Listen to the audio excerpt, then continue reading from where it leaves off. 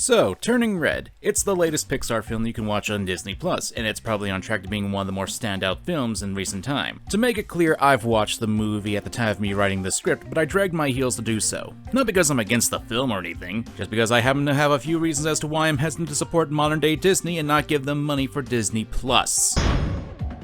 See ya!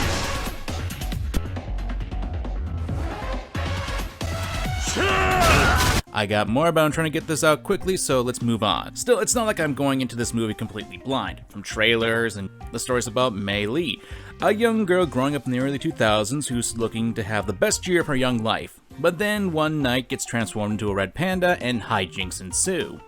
I could have sworn I heard something like this before while growing up. Whatever. Now, when the trailer dropped a while ago, I knew it'd be an allegory for puberty, growing up, and overbearing parents. Mommy, it's Mommy!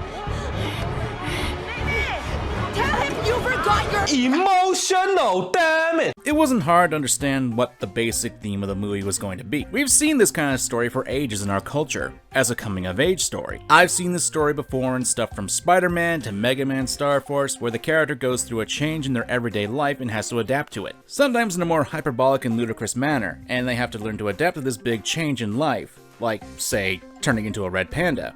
Now, Turning Red obviously has a focus more on female perspective, and there's nothing wrong with that.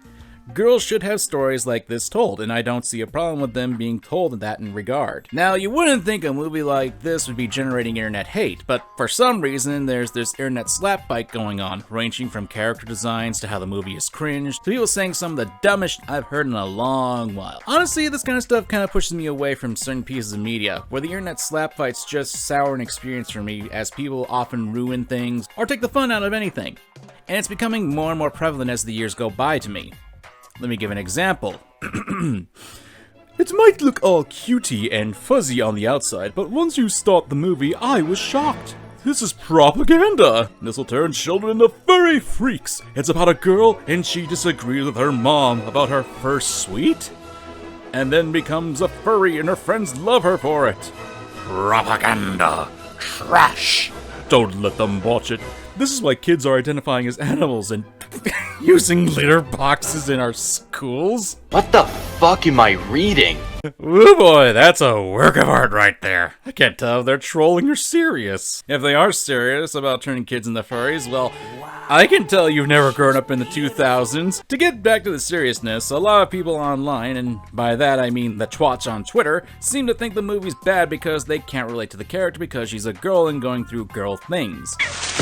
I mean, like, so what? It don't matter. None of this matters. I've said this a few times on my channel, but you don't need to identify or be the exact same thing in a piece of media to identify with the themes or characters in it. Sure, you may not have gone through the exact same thing the characters themselves are going through, but that's the purpose of an allegory. It's not going to be one for one. I mean, I've been able to turn to a bat, a griffin, a robot, a dead guy, and a jackass for a few years, so I can totally relate to being able to transform into a new form, sometimes more involuntary than others. The film is not bad, and after watching it, I can say that there are some really good scenes. Pixar's touch and animation certainly managed to make quite a few of them stand out with how beautiful they were. It's not a bad-looking film at all.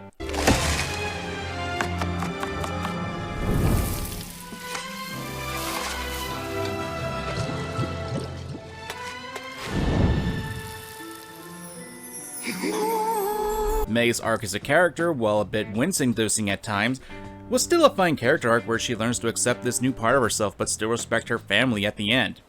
It's realistic and relatable. Well, save for the Red Panda, but that's more of a you problem than anything else. I know there's a bit of a controversy over Mei's design as a character. I've got it! Arson! I mean, sure, personal taste and all, but people are acting like it's a crime against nature. You can dislike any design you like. That's your right as a person with subjective tastes and all that jazz. And if you dislike her character design, well, you shouldn't be shamed for that. The real point is, I don't give a damn. But you shouldn't act like a dick in the same vein. People get way too heated about this sort of thing nowadays. And then you got some brainlets who just pour fuel on the fire. Honestly, I feel bad for Turning Red. It's not a bad movie, but you got so many people fighting over it that really almost pushed me away. I almost didn't want to watch because of this, and I have to wonder if others felt the same too. I'll admit, some of the jokes and characters did make me groan and cringe. Oh, that's nothing! You want to see crap? Oh, hell no! But I chalked it up to me not being a teenage girl and, you know, some of my terrible memories when I was an awkward teenager resurfacing after watching some scenes. Hell, I could relate to May because I too had embarrassing moments with my own parents. Hell, I remember when I was first starting to draw in high school and my mom found some of my own drawings. I had to burn those drawings, in case you're wondering. Now, I do have some negatives because while I enjoyed the film, that doesn't mean that there weren't issues that I had. Although, chalk this up to being that I happen to be a man because, as I said before, some of the humor didn't land to me. Or the attempts of being adorable and relatable at some points were what made me wince. Again, it's not bad per se, but stuff that would make any hot-blooded guy wince every once in a while. There are some logical questions that I have to ask concerning some scenes, like with how rampart the school was with the whole Red Panda stuff. It's a little weird that the news didn't get back to May's mother. You'd figure there'd at least be one kid who wore one of those shirts or merch outside the school that would be seen. That's not a fault of the movie though, just something that was a little weird afterthought after thinking about it for a little bit. I'd also question how the teenage girls were able to get styrofoam paw prints as part of their merch as well. Then again, I don't live in Canada. Maybe it's a lot easier to get that stuff manufactured back in the early 2000s. I also thought it was weird that latte art was a thing back then, because I do not remember that being an actual thing in the 2000s, but apparently I was wrong about that. It's been a thing since the 1980s. See? The movie got me to do research and learn something neat. Well, better tuck that piece of useless knowledge away right now. I think the weakest parts of the film were the initial turning red part. Yeah, it's something that you'd expect a teenager to do, not knocking it for that, but it comes off as if the reveal is a little too anticlimactic. And the quote-unquote fight at the end of the film between the Red Pandas feels a little hollow. Then again, I'm a stickler for action scenes, so maybe I'm just being a snob at that point. I do like the transformation being used to jump around though. Shit, turn that into a platform and you got yourself a winner right there. There's also the grandmother character. Like, she's supposed to be the basis for why May's mother is acting why she is, and then passes the same emotional baggage onto May. Like, she's the catalyst for this film, but she hardly has a character. She's not used a lot in it. Like, have more scenes with her, at least one where we get to see her perspective on things. But other than that, that's all the negatives I got through this film. Overall, I don't see it as a bad film. Sure, it's a bit more targeted towards younger female demographics, but that's never a bad thing. There's nothing wrong with having a specific demographic in mind for your product. In fact, it's a good thing since you can care more accurately with jokes, nods, and references. The people who complain about how this movie is unrelatable because it's catering to girls reminds me of the people who would complain about shonen anime being targeted towards boys. Call me a killjoy, but I think that because this is not to my taste, no one else should be able to enjoy it. Actually, that reminds me, this movie has a fair bit of references. Hey, Bart. Hey, Lisa. Not that it's a bad thing, mind you, just something that I noticed. It's nice nods and winks to animation like this that did make me do a double take and enjoy that people behind this had a passion to do it.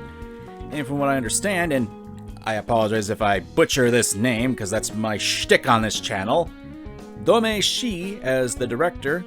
This is her first time directing a major movie like this, and I have to say I'm really impressed with her work, and I hope she has many more opportunities to direct amazing films in the future. Turning Red is a fun little film. It's about friendship, growing up, and accepting who you are as a person, even if it goes against what your parents taught you. I can see this touching a lot of people's hearts and souls. So yeah, those are my thoughts. Whatever, if you like the video, leave a like. If you dislike it, or me in general, I don't blame you, leave a dislike. Just leave a comment telling me your thoughts and why you felt the way you did. I'm MangaKamen, and remember to examine your fandom. Bye bye.